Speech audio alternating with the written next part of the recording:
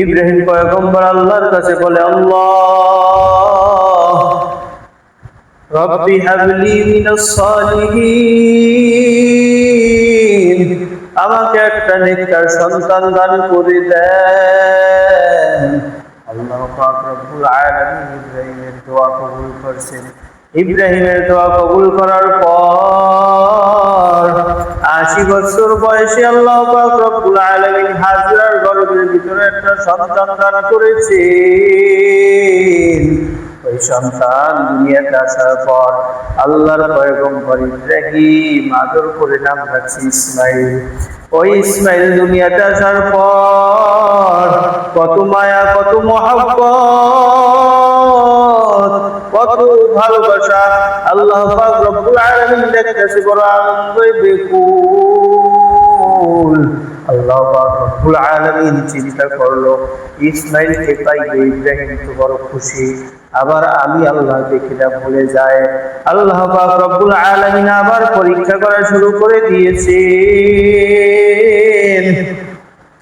ইব্রাহিম পয়গম্বরকে আল্লাহ পাক রব্বুল আলামিন নির্দেশ দিয়েছে, ও ইব্রাহিম বন্ধু আমার, যাও যাও যাও, তোমার সন্তান ইসমাইলকে আর তোমার বিবি হাজেরাকে নির্বাসনে নিয়ে আসো। জনসমানুষ যেখানে বাস না করে, মানুষ যেখানে নাই, জনমানুষের নাম গন্ধ যেখানে নাই, যাও যাও যাও সেখানে দিয়ে আসো।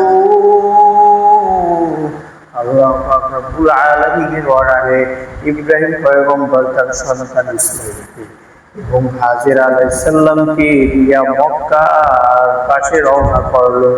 ওখানে কোনো মানুষ বসবাস করে না। আল্লাহর অর্ডারে যখন রাইখা রওনা করেছে, আল্লাহর অর্ডারে যখন রওনা করেছে, ওখানে রেখে যখন ইব্রাহিম পয়গম্বর চলে যাইতেছে, হাজেরা ডাক দিয়ে বলে, ও স্বামী আমার, আপনি এখানে হঠাৎ করে নিয়ে আসছেন, কিছু বললেনও না। ও স্বামী আমার, আপনি কেন আমাকে এখানে রাখছেন? ইব্রাহিম পয়গম্বর কোনো কথা বলে না। হাজেরা আবার ডাক দিয়ে বলে, ও স্বামী আমার, আপনি কি আপনার নিজের ইচ্ছায় আমাদেরকে এখানে রাখছেন, নাকি আপনার মালিকের অর্ডারে আমাদেরকে এখানে রাখছেন? আল্লাহর পয়গম্বর বলে, হ্যাঁ, মালিকের অর্ডারে রাখছি। ইব্রাহিম পয়গম্বর যখন বলল, হ্যাঁ, মালিকের অর্ডারে তোমাদেরকে এখানে রাখছি, আল্লাহর পয়গম্বরের স্ত্রী হাজেরা আলাইহিস সালাম বলে, তাহলে কোনো আফসোস নাই, আপনি চলে যান। আল্লাহ আপনাকে অর্ডার করেছেন যে আমাদেরকে এখানে রাখার জন্য, সেই মালিকই আমাদেরকে হেফাজত করবে। তো স্বামী আমার, আপনার কাছে আমার একটা আবদার, আপনি আপনার সন্তান ইসমাইলকে মাঝে মাঝে এসে দেখে যাইয়েন। আপনি মাঝে মাঝে এসে ইসমাইলের খোঁজ খবর নিয়েন। ওই হাজেরা ইসমাইলকে ওখানে রেখে রওনা দিল। যখন পাহাড়ের উপরে উঠতে আসি, তখন চোখ থেকে ইব্রাহিম পয়গম্বরের পানি পড়তে আসে। কিছুদিন পরে ইসমাইলকে এসে কিছুদিন পর পর দেখে যায়। হঠাৎ করে অনেক দিন চলে গেল। আল্লাহ পাক রব্বুল আলামিন স্বপ্নে দেখায়, ও ইব্রাহিম, তোমার প্রিয় বস্তু আমি মালিকের রাস্তায় কুরবানি করে দাও। ইব্রাহিম পয়গম্বর ঘুম থেকে উঠে তার সকল সম্পদগুলো মালিকের রাস্তায় কুরবানি করে দিয়েছে। আল্লাহ পাক রব্বুল আলামিন আবার পরের দিন স্বপ্নে দেখায়, ইব্রাহিম,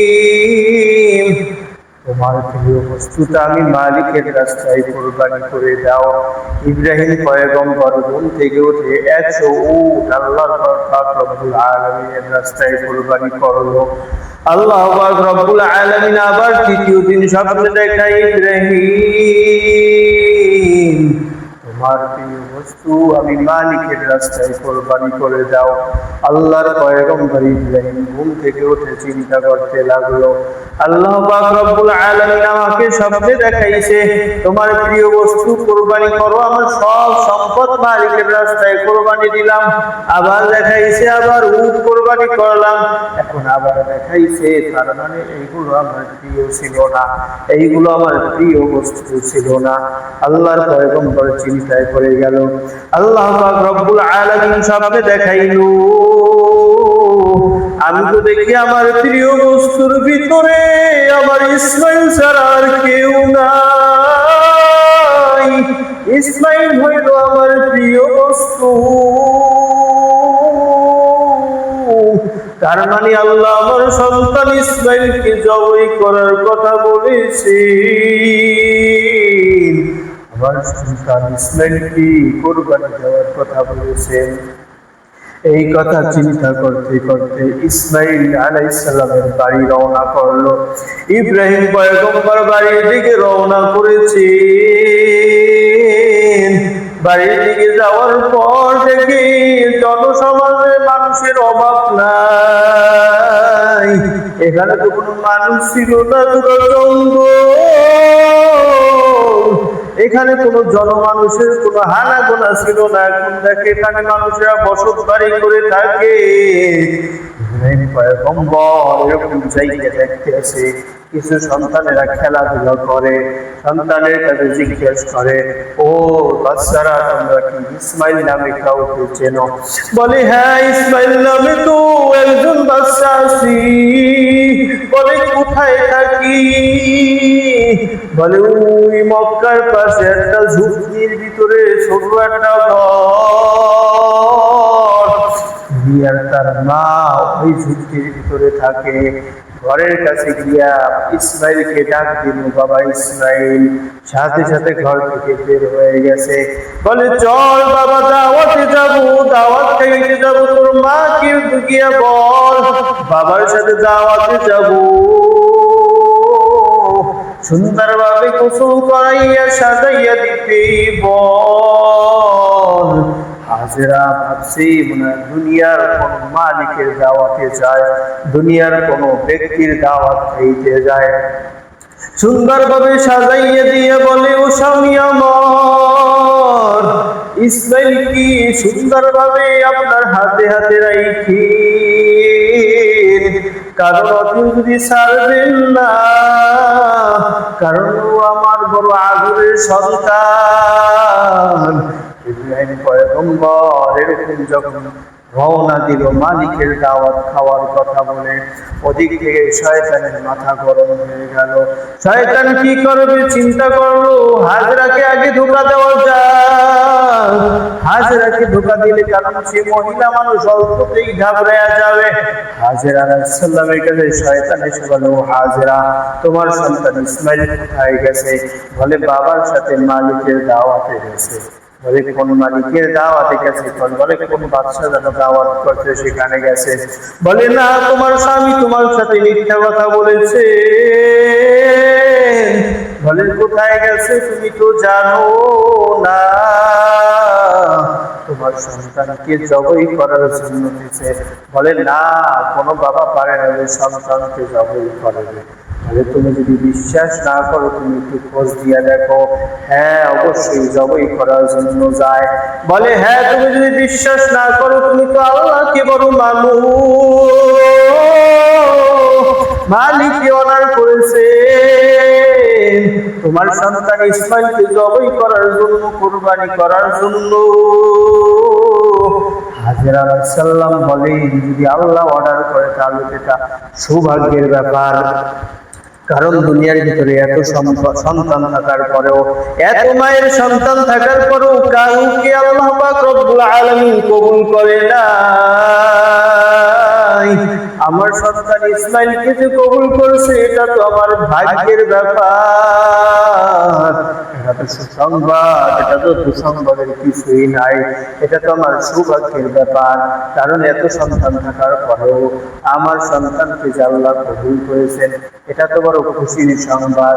শয়তান দেখতেছে এখানে আর কাজ হবে না, কারণ হাজরাকে হারাইতে পারে নাই, তাকে ধোঁকা দিয়ে সফলতা অর্জন করতে পারে নাই।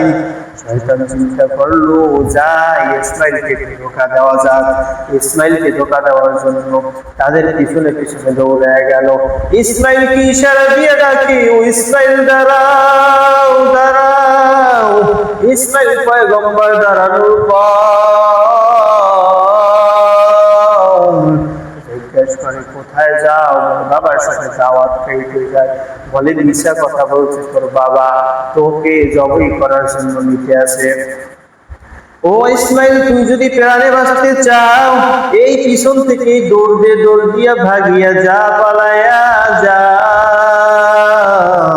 ইসমাইল পয়গম্বর বলে, না, কোনো বাবা পারে না তার সন্তান জবাই করার জন্য। ইসমাইল পয়গম্বর কিছুতেই রাজি না পালানোর জন্য। শয়তান বলে, ও ইসমাইল, তোর যদি বিশ্বাস না হয়, দেখ তোর বাবার জামার তলে একটা ছুরি এবং কিছু রশি রাখছে, তোকে ওই ছুরি দিয়া জবাই করবে এবং ওই রশি দিয়া বাঁধবে। শয়তান এরকম ধোঁকা দিতে দিতে দিতে দিতে অনেক দূর চলে গেল। আর ইব্রাহিম পয়গম্বর শয়তানের গায়ে পাথর নিক্ষেপ করলো। বাবা সামনে থেকে যাইতে আসে।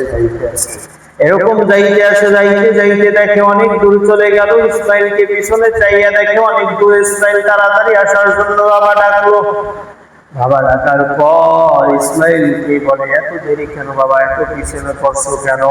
বলে, বাবা আমাকে শয়তানে ধোঁকা দেয়, আমাকে বলে তুমি দেখে আমাকে জবাই করার জন্য দেয়। সন্তান এই কথা বলার পর আল্লাহ